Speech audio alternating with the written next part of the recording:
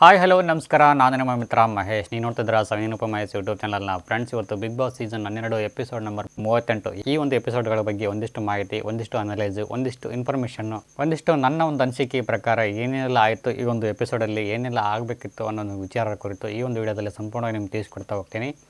ಅದಕ್ಕೆ ಮುನ್ನ ಯಾರೆಲ್ಲ ಚಾನಲ್ ಸಬ್ಸ್ಕ್ರೈಬ್ ಮಾಡಿದ ವಿಡಿಯೋ ನೋಡ್ತಿದ್ರು ಅವರೆಲ್ಲರೂ ಚಾನಲ್ ಸಬ್ಸ್ಕ್ರೈಬ್ ಮಾಡ್ಕೊಳ್ಳಿ. ಎಪಿಸೋಡ್ ಸ್ಟಾರ್ಟ್ ಆಗ್ತಾ ಇದ್ದಂಗೆ ಗಿಲ್ಲಿಯವರು ಕಾವ್ಯ ಅವ್ರ ಬಗ್ಗೆ ಯಾಕೆ ಹಿಂಗೆ ಹೇಳಿದೆ ಅಂತ ಹೇಳಿ ಕೇಸಿ ಚಂದ್ರಪ್ರಭು ಅವರಿಗೆ ತರಾಟೆಗೆ ತಗೊಳ್ತಾ ಇದ್ದಾರೆ. ಯಾಕೆ ಹಿಂಗೆ ಹೇಳಕ್ ಹೋಗಿದ್ದಿ, ನಿನಗೂ ಗೊತ್ತಿಲ್ಲ ನಮ್ಮ ಮನಸ್ಥಿತಿ ಹೇಗಿದೆ ಅನ್ನೋದನ್ನ ಕುರಿತು ಒಬ್ಬ ಕಾಮಿಡಿಯನ್ ಆಗಿ ನೋಡ್ತಾ ಇಲ್ಲ ನೀನು ಕಾವ್ಯನ ಕುರಿತು ಗಿಲ್ಲಿಯವರು ಚಂದ್ರಪ್ರಭು ಅವರೊಟ್ಟಿಗೆ ಈ ಒಂದು ವಿಚಾರವಾಗಿ ಅಭಿಷೇಕ್ ಅವರು, ಜಾನ್ವಿ ಅವರು ಮತ್ತು ರಘು ಅವರು ಮೂವರು ಸೇರಿಕೊಂಡು ಈ ಥರ ಮಾತಾಡಬಾರ್ದಾಗಿತ್ತು ಚಂದ್ರಪ್ರಭು ಅವರು ಅಂತೇಳಿ ತಮ್ಮ ಒಂದು ಅಭಿಪ್ರಾಯಗಳನ್ನು ತಿಳಿಸ್ತಾ ಇರ್ತಾರೆ. ಸೊ ಈ ನಿಟ್ಟಿನಲ್ಲಿ ಕಾವ್ಯ ಅವರು ಬಂದು ಚಂದ್ರಪ್ರಭು ಅವ್ರ ಹತ್ರ ಬಂದು ಯಾಕೆ ಈ ರೀತಿ ಹೇಳಿದ್ರಿ ಅಂತೇಳಿ ಒಂದು ಸ್ವಲ್ಪ ಕ್ಲಾರಿಫಿಕೇಶನ್ ತಗೊಳ್ತಾ ಇರ್ತಾರೆ. ಏನೇನೋ ಹೇಳ್ಬಿಟ್ಟೆ, ನಾನು ನನ್ನ ಒಂದು ಗುಂಗಲ್ಲಿ ನಾನು ನಿಮ್ಮ ಬಗ್ಗೆ ಈ ರೀತಿ ಹೇಳ್ಬಾರ್ದಾಗಿತ್ತು, ಸಾರಿ ಅಂತ ಹೇಳ್ತಾರೆ. ಅಲ್ಲ, ಹೇಳ್ಬಿಟ್ಟು ಆಮೇಲೆ ಸಾರಿ ಕೇಳಿದ್ರೆ ಪ್ರಯೋಜನ ಏನೈತೆ ಹೇಳಿ ಅಲ್ವಾ. ಸೊ ಇದಾದ ನಂತರ ರಾಶಿಕ್ ಅವರು ಮತ್ತು ರಿಷಿಕ್ ಅವರು ಚರ್ಚೆ ಮಾಡ್ತಾ ಇರ್ತಾರೆ ಒಂದು ಕಡೆ ಕೂತ್ಕೊಂಡು. ಕಾವ್ಯನ ಹೋಲಿಕೆ ಮಾಡ್ಕೊಂಡಪ್ಪ ಅಂದರೆ ಸ್ಪಂದನ ಅವರು ಏನೂ ಇಲ್ಲ ಈ ಮನೆಯಲ್ಲಿ. ಕಾವ್ಯನಿಂದ ಗಿಲ್ಲಿನ ದೂರ ಮಾಡಬೇಕಂತ ನಾವು ಪ್ರಯತ್ನ ಪಡ್ತಾ ಇದ್ದೀವಿ, ಆದರೆ ಆಗ್ತಾನೇ ಇಲ್ಲ. ಇವರ ಒಂದು ಅಂಡರ್ಸ್ಟ್ಯಾಂಡಿಂಗ್ ತುಂಬಾನೇ ಆಗಿದೆ. ನಾವು ಎಷ್ಟೇ ಪ್ರಯತ್ನ ಪಟ್ಟರು ಇವರ ಒಂದು ಬಾಂಧವ್ಯನ ಬಿಡಿಸೋಕೆ ಆಗ್ತಾ ಇಲ್ವಲ್ಲ ಅಂತೇಳಿ ತುಂಬ ಬೇಜಾರು ಮಾಡ್ಕೊಳ್ತಿರ್ತಾರೆ ಇಬ್ಬರು ಸೇರಿಕೊಂಡು. ಅದು ಅಲ್ಲದೆ ಬಿಗ್ ಬಾಸಿಗೆ ಮೊರೆ ಬೇರೆ ಇಡ್ತಾರೆ. ದಯವಿಟ್ಟು ಬಿಗ್ ಬಾಸ್, ನಮ್ಮ ಕೈಲಂತೂ ಇವ್ರನ್ನ ಬೇರೆ ಮಾಡೋಕ್ಕಾಗ್ತಾ ಇಲ್ಲ, ನೀವೇ ಏನಾದರೂ ಇವ್ರನ್ನ ಬೇರೆ ಮಾಡೋ ಒಂದು ಟಾಸ್ಕ್ ಕೊಡಿ ಅಥವಾ ಏನಾದರೂ ಒಂದು ಸನ್ನಿವೇಶನ ಕೊಟ್ಟು ಇವ್ರನ್ನ ಬೇರೆ ಮಾಡಿ ಅಂತೇಳಿ ಬಿಗ್ ಬಾಸ್ಗೆ ಪ್ರಾರ್ಥನೆ ಸಲ್ಲಿಸ್ತಾ ಇದ್ದಾರೆ ಇವರು. ನೋಡಪ್ಪ ಬಿಗ್ ಬಾಸ್, ಮೊರೆ ಬಂದಿದೆ, ನೀನು ಯಾವ ರೀತಿ ಇವರ ಒಂದು ಫ್ರೆಂಡ್ಶಿಪ್ನ ಕಂಟಿನ್ಯೂ ಮಾಡೋಕ್ಕೆ ಬಯಸ್ತೀವಿ ಅಥವಾ ಇವರಿಬ್ಬರ ನಡುವೆ ತಂದಿಟ್ಟು ಏನಾದರೂ ಮೋಜು ನೋಡ್ತೀವಿ ಅನ್ನೋದನ್ನ ನಾವಂತೂ ವೇಟ್ ಮಾಡಿ ನೋಡ್ತಾ ಇರ್ತೀವಿ. ಆದಷ್ಟು ಮಟ್ಟಿಗೆ ಇವ್ರ ಮಧ್ಯೆ ತಂದಿಡೋ ಪ್ರಯತ್ನ ಮಾಡಬಾರ್ದು ಅಂತ ನಾನು ಸ್ಪೆಷಲಾಗಿ ನಿನಗೆ ಕೇಳ್ಕೊಳ್ತಾ ಇದ್ದೀನಿ. ದಯವಿಟ್ಟು ಈ ಥರ ಮಾಡೋಕೋಬೇಡಪ್ಪ ತಂದೆ. ಸೊ ಇದಾದ ನಂತರ ಬಾತ್ರೂಮಲ್ಲಿ 2 ಪಿಸು ಧ್ವನಿಗಳು ಕೇಳಿಸ್ಕೊಳ್ತವೆ. ಏನಪ್ಪ ಯಾರು ಮಾತಾಡ್ತಾ ಇದ್ದಾರೆ ಅಂತ ನಾನು ಊಹೆ ಮಾಡ್ಕೊಂಡಪ್ಪ ಅಂತಂದರೆ ಬಿಗ್ ಬಾಸ್ನವರು ಏನು ಮಾತಾಡ್ತಿದ್ರೆ ಹೊರಗಡೆ ಬನ್ನಿ ಕೂಡಲೇ ಅಂತೇಳಿ ಬಿಗ್ ಬಾಸ್ನವರು ತಿಳಿಸ್ತಾರೆ. ಅಲ್ಲಿ ಹೊರಗೆ ಬಂದಿದ್ದು ಜಾನ್ವಿಯವರು ಮತ್ತು ಕಾವ್ಯವರು. ಅಯ್ಯೋ ಇವ್ರು ಏನು ಮಾತಾಡಿದ್ರಪ್ಪ ಇವರು ಪಿಸು ಧ್ವನಿಯಲ್ಲಿ, ಅಯ್ಯೋ ದೇವರೇ ಇದೊಂದು ಬೇರೆ ತಗಲಾಕೊಂಡ್ರಲ್ಲ ಇವ್ರು ಕಾವ್ಯವರು ಅಂದ್ಕೊಂಡು ನಾವು ಸುಮ್ಮನೆ ಇದ್ನಪ್ಪ ಅಂದರೆ ಅಲ್ಲಿ ಡಿಫ್ರೆಂಟ್ ಲುಕ್ ಆಗಿ ಬಂದಿದ್ದಾರೆ ಕಣಿ ಹೇಳೋ ರೀತಿಯಲ್ಲಿ. ಆಗ ಸುಮ್ಮನೆ ಆದ್ರು ಬಿಗ್ ಬಾಸ್ನವರು ಏನೋ ಮಾಡಕ್ಕೆ ಬಂದಿದ್ದಾರೆ ಪಾಪ ಅಂತೇಳಿ. ಕಣಿ ಹೇಳ್ತೀನವ ಕಣಿ ಅಂತೇಳಿ ಶಾಕ್ ಆಗಿಬಿಟ್ರು. ಇವರು ಒಂದು ವೇಷಭೂಷಣಗಳನ್ನು ನೋಡಿ ಡಿಫ್ರೆಂಟ್ ಆಗಿರ್ತಕ್ಕಂಥ ಸಾರಿನ ತೊಟ್ಕೊಂಡು ಒಂದು ಡಿಫ್ರೆಂಟ್ ಆಗಿರ್ತಕ್ಕಂಥ ಹೇರ್ ಸ್ಟೈಲ್ನ ಒಂದು ಕ್ರಿಯೇಟ್ ಮಾಡ್ಕೊಂಡು ಒಂದು ಕಣಿ ಹೇಳೋ ರೀತಿ ಬಂದು ಎಲ್ಲರಿಗೆ ಕಣಿ ಹೇಳ್ತಿರ್ತಾರೆ. ಮೊದಲನೇದಾಗಿ ಗಿಲ್ಲಿಯವರಿಗೆ ಬರ್ತಾರೆ. ಗಿಲ್ಲಿಯವರಿಗೆ ಕಾವು ಅನ್ನೋದು ಬಿಟ್ಟು ಆಟದ ಕಡೆ ಗಮನ ಕೊಡು, ಟಾಪಲ್ಲಿ ಬರ್ತೀಯಾ ಅಂತೇಳಿ ಕಾವ್ಯ ಅವರು ತಿಳಿಸ್ತಾರೆ. ಆಮೇಲೆ ಚಂದ್ರಣ್ಣನ ಬಗ್ಗೆ ಒಂದಿಷ್ಟು ಭವಿಷ್ಯ ನುಡಿತಾರೆ. ತಂಗಿ ಅಂದ್ಕೊಂಡು ತಂಗಿ ಮುಖಕ್ಕೆ ಮಸಿ ಬಡ್ದುಬಿಟ್ಟಲ್ಲ ನೀನು ಅಂತೇಳಿ ಅಶ್ವಿನಿ ಗೌಡ ಅವರಿಗೆ ಮತ್ತು ಜಾನ್ವಿಯವರಿಗೆ ವಿಷಯಗಳು ತಿಳಿಸ್ತಾರೆ. ಪಿಸು ಧ್ವನಿಯಲ್ಲಿ ಮಾತಾಡ್ತಿದ್ರು, ಮಧ್ಯರಾತ್ರಿಯಲ್ಲಿ ಹಂಗೆ ಮಾಡ್ತಾಯಿದ್ರು ಹಿಂಗೆ ಮಾಡ್ತಾಯಿದ್ರು ಅಂತೇಳಿ. ರಾಶಿಕಾ ಮತ್ತು ಸೂರಜ್ ಅವರ ಒಂದು ಲವ್ ಸ್ಟೋರಿ ಕುರಿತು ಒಂದಿಷ್ಟು ಕಣಿ ಹೇಳ್ತಾರೆ. ನನ್ನ ಕಂಡ್ರೆ ನಿನ್ಗೆ ಆಗಂಗಿಲ್ಲ, ನಿನ್ನ ಕಂಡ್ರೆ ನನಗೆ ಆಗಂಗಿಲ್ಲ ಅಂತ ಇದ್ದಾರಲ್ಲ, ಯಾಕೆ ಈ ರೀತಿ ಅಂತೇಳಿ ಒಂದಿಷ್ಟು ವಿಚಾರಗಳನ್ನು ತಿಳಿಸ್ತಾ ಇರ್ತಾರೆ. ರಿಷಿಕ್ ಅವರು ಬರ್ತಾರೆ.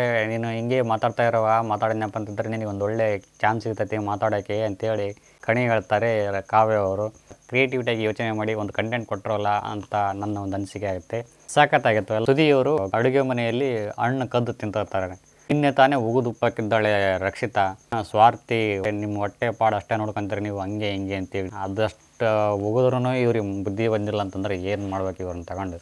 ಕಂಟೆಂಟ್ ಕೊಡ್ರೋ ಅಂತ ಹೇಳಿದ್ರೆ ಕಾಲ್ತನ ಮಾಡಿ ತಿನ್ನಾಕತ್ತಾರೆ ಇವರು. ಅದಾದ ನಂತರ ಬಿಗ್ ಬಾಸ್ನವರು ಬಂದು ಬಿಗ್ ಬಾಸ್ ಇತಿಹಾಸದಲ್ಲಿ ಕೇಳರಿಯದ ಅಭಿಪ್ರಾಯಗಳು ಕೇಳಿ ಬರ್ತಾ ಇವೆ, ಕೇಳರಿಯದ ಧ್ವನಿಗಳು ಸಹ ಕೇಳಿ ಬರ್ತಾ ಇವೆ. ಅದಕ್ಕೋಸ್ಕರ ನಿಮ್ಮ ಸೂಟ್ ಕೇಸ್ಗಳನ್ನು, ನಿಮ್ಮ ಅಗತ್ಯ ವಸ್ತುಗಳನ್ನು ಇರಿಸಿಕೊಂಡು ಆ ಸೂಟ್ ಕೇಸ್ಗಳನ್ನು ಪ್ಯಾಕ್ ಮಾಡಿ ನಮಗೆ ಕೊಡ್ರಿ ಅಂತೇಳಿ ಬಿಗ್ ಬಾಸ್ನವರು ತಿಳಿಸ್ತಾರೆ. ಈ ಒಂದು ಸೂಟ್ ಕೇಸ್ಗಳನ್ನು ಯಾಕೆ ತಗೊಂಡ್ರು ಅನ್ನೋ ಒಂದು ವಿಚಾರಕ್ಕೆ ಬರೋದಾದರೆ ಡ್ರೆಸ್ ಕೋಡ್. ಕೆಲ ಸ್ಪರ್ಧಿಗಳು ಡ್ರೆಸ್ ಕೋಡ್ ಮುಖಾಂತರ ತಮ್ಮ ಹೊರಗಿನ ಪ್ರಪಂಚದ ಕುರಿತು, ಹೊರಗಿನ ಪ್ರಪಂಚದಲ್ಲಿ ಏನಾಗುತ್ತೆ ಅನ್ನೋದ್ರ ಕುರಿತು ಡ್ರೆಸ್ ಕೋಡ್ಗಳ ಮುಖಾಂತರ ಮಾಹಿತಿಯನ್ನು ಸಂಗ್ರಹಿಸಿಕೊಂಡು ಇಲ್ಲಿ ಆಟವನ್ನು ಬದಲಾವಣೆ ಮಾಡ್ಕೊಳ್ತಾ ಇದ್ದಾರೆ ಅಂತ ಒಂದು ಮಾಹಿತಿ ಸಿಕ್ಕಿದೆ ಅಂತೆ ಬಿಗ್ ಬಾಸ್ ತಂಡದವರಿಗೆ. ಇದು ಏನು ಡ್ರೆಸ್ ಕೋಡು ಅನ್ನೋದಾದರೆ, ಸ್ಪರ್ಧಿಗಳಿಗೆ ವೀಕ್ಲಿ ಒಂದು ಬಟ್ಟೆಗಳು ಕಳಿಸ್ತಿರ್ತಾರೆ ಡಿಸೈನ್ ಅವರು. ಸೊ ಸ್ಪರ್ಧಿಗಳು ಈ ವೀಕಲ್ಲಿ ಏನೇನು ಮಾಡಿದ್ದಾರೆ, ಭಾವಗಳು, ಅವರ ಒಂದು ವ್ಯಕ್ತಿತ್ವ, ಅವರ ಒಂದು ನಡೆನುಡಿ, ಅವರ ಒಂದು ಪರ್ಫಾರ್ಮೆನ್ಸ್ ಹೇಗಿದೆ, ಜನರ ಒಂದು ಸೋಷಿಯಲ್ ಮೀಡಿಯಾದಲ್ಲಿ ಪಾಸಿಟಿವ್ ಆಗಿದೆಯೋ ಅಥವಾ ನೆಗೆಟಿವ್ ಆಗಿದೆಯೋ ಅನ್ನೋ ಕುರಿತು ಒಂದಿಷ್ಟು ಮಾಹಿತಿಯನ್ನು ಕಲೆ ಹಾಕಿ ಡ್ರೆಸ್ ಕೋಡ್ಗಳ ಮುಖಾಂತರ ಅವರಿಗೆ ತಲುಪಿಸ್ತಿರ್ತಾರೆ. ರೆಡ್ಡು ಅಥವಾ ಗ್ರೀನು ಅಂತ ಈ ಒಂದು ಸಿಂಬಲ್ನ ಇಟ್ಕೊಂಡು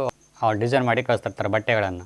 ತಮ್ಮ ಒಂದು ಪರ್ಫಾರ್ಮೆನ್ಸ್ನ ಕುರಿತು ರೆಡ್ ಬಂದಿದ್ದಪ್ಪ ಅಂತಂತಂದರೆ ಮುಂದಿನ ವಾರ ಆಟದ ವೈಖರಿಯನ್ನು ಬದಲಾವಣೆ ಮಾಡಿಕೊಳ್ಳುವಲ್ಲಿ ಯಶಸ್ವಿ ಆಗ್ತಾರೆ ಈ ಒಂದು ಸ್ಪರ್ಧಿಗಳು. ಈ ರೀತಿಯಾಗಿರ್ತಕ್ಕಂಥ ಡ್ರೆಸ್ ಕೋಡ್ ಮುಖಾಂತರ ಸ್ಪರ್ಧಿಗಳಿಗೆ ತಲುಪ್ತಾ ಇದೆ, ವಿಷಯ ಲೀಕ್ ಆಗ್ತಾ ಇದೆ ಅನ್ನೋದು ಬಿಗ್ ಬಾಸ್ ತಂಡದವರಿಗೆ ಗೊತ್ತಾಗಿದೆ ಅಂತೆ. ಅವರನ್ನು ಆ ಒಂದು ಸೂಟ್ ಕೇಸ್ನ ತಪಾಸಣೆ ಮಾಡೋದಕ್ಕೋಸ್ಕರ ಒಳಗಡೆ ಹಾಕ್ಕೊಂಡಿದ್ದಾರೆ ಆ ಒಂದು ಸೂಟ್ ಕೇಸ್ಗಳನ್ನು.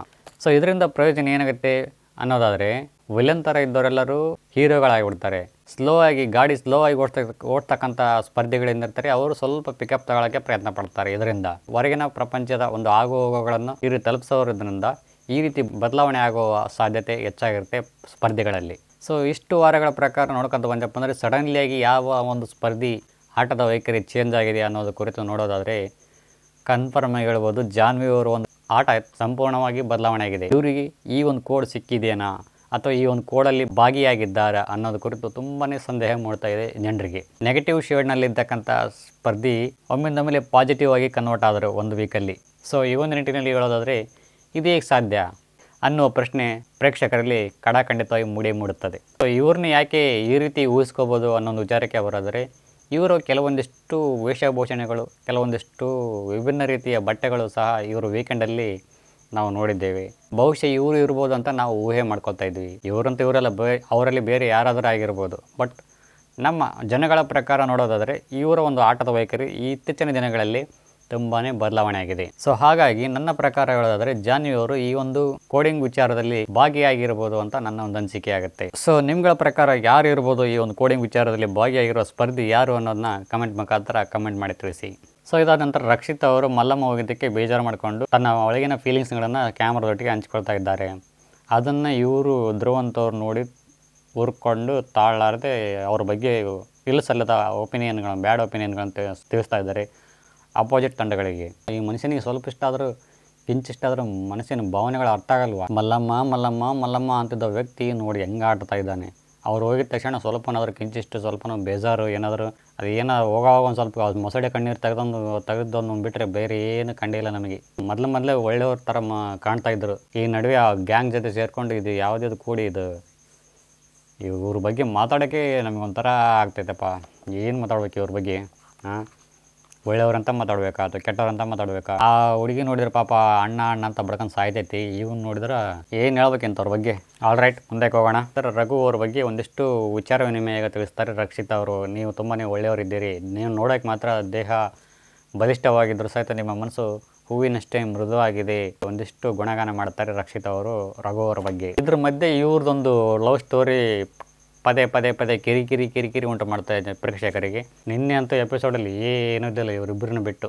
ಬೇರೆ ಆದ್ರಪ್ಪ ಇವರಿಬ್ಬರು ಅಂತ ನಾವು ಖುಷಿ ಪಟ್ಟನಪ್ಪ ಅಂದರೆ ಮತ್ತೆ ಒಳ್ಳೆ ಇವು ಒಂದಾಗತ್ತಿದ್ವು. ಮಾತಾಡಂತ ಆಯಪ್ಪ, ಮಾತಾಡಲ್ಲ ಅಂತ ಈ ಅಮ್ಮ. ಬಿಗ್ ಬಾಸ್ನವರು ಬರ್ತಾರೆ. ಬಿಗ್ ಬಾಸ್ನವರು ಬಂದು ನಿಮ್ಮ ಫ್ಯಾಮಿಲಿ ಕಡೆಯಿಂದ ಒಂದಿಷ್ಟು ಪತ್ರಗಳು ಬರ್ತವೆ, ಕಾಯ್ತಾ ಇರಿ ಅಂತ ತಿಳಿಸ್ತಾರೆ ಬಿಗ್ ಬಾಸ್ನವರು. ನಂತರ ಅಭಿಷೇಕ್ ಅವರು ಮತ್ತು ಅವಿ ಅವರ ಒಂದು ಪತ್ರಗಳು ಬರ್ತವೆ. ಪತ್ರಗಳು ಬಂದ ನಂತರ ಧನುಷ್ ಅವರಿಗೆ ತಿಳಿಸ್ತಾರೆ ಬಿಗ್ ಬಾಸ್ನವರು, ನಿಮ್ಮ ಒಂದು ಪತ್ರ ಬೇಕಿತ್ತಪ್ಪ ಅಂತಂದರೆ ಅಭಿಷೇಕ್ ಅವರ ಒಂದು ಪತ್ರ ಏನಿದೆ ಅದನ್ನ ನೀರಿಗೆ ಹಾಕಿ, ಇದರಿಂದ ಇಮ್ಯುನಿಟಿ ಪಡ್ಕೊಂಡು ಈ ವಾರ ನೀವು ಸೇವ್ ಆಗ್ತೀರಿ ಅಂತ ತಿಳಿಸ್ತಾರೆ ಬಿಗ್ ಬಾಸ್ನವರು.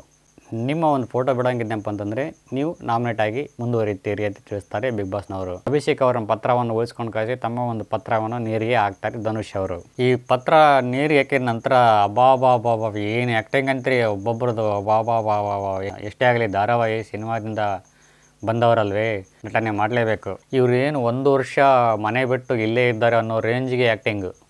ಬಂದು 1 ತಿಂಗಳೂ ಆಗಿಲ್ಲ, ಇನ್ನು ಇರೋದೇ 3 ತಿಂಗಳ ಬಿಗ್ ಬಾಸು. ಇನ್ನು ಧನುಷ್ ಅವ್ರ ವಿಚಾರಕ್ಕೆ ಬರೋಣ.